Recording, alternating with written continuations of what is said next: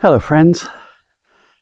One of the great things about golf, which I think is the greatest game ever invented, is that it's a game for a lifetime. And a big part of my job for 50 years has been to help people to continue to play even as time takes its toll on their bodies and makes it more difficult.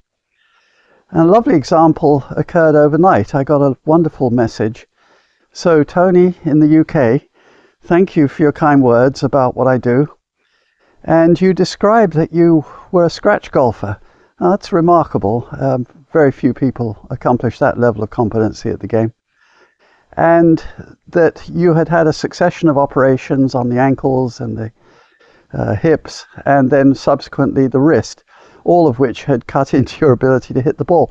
And you very adroitly, and typical of a single handicapper who knows a lot about the game, you mentioned that you could no longer hold the tray or lag. Now I want to talk a little about those two terms. In the early part of the 20th century, it became quite common that people like me in the profession of teaching the game, would talk about a waiter with a tray. And we all know what that looks like. And it was referential to how the right hand and arm, particularly the arm and shoulder, were disposed in such a way that you could hold a tray there and not tip the contents. Well, it was a lot to do with the shoulder and elbow, even though it was spoken of a lot to do with the wrist, and that was Tony's reference. In fact, it's to do with how the shoulder, ball and socket, and the elbow were set up. Obviously, if you go like this, you'd tip the contents off a tray. Now, as it turns out, there's historical precedence, because I'll show you a picture here of Harry Vardon, one of the great golfers in history, 6-time British Open champion.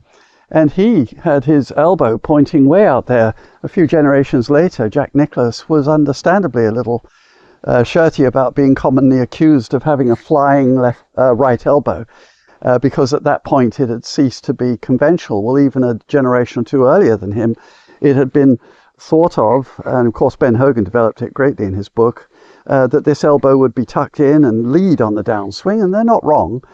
But do we have an option? Because Tony in the UK has a fused right wrist that doesn't bend.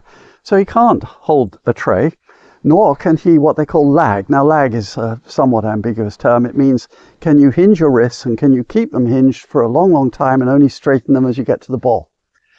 So if you look at the picture again of Harry Vardon, you can see that his elbow was flying, and all of the golfers of his generation and before had a grip that was much more what they call somewhat ambiguously strong in the right hand, where the right hand was turned under.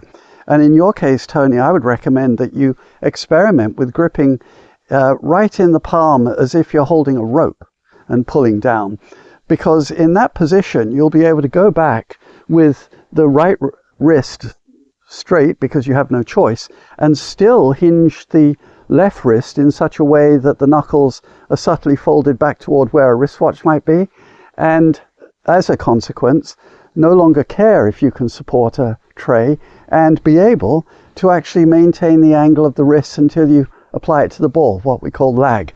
So let me know if that turns out to be helpful.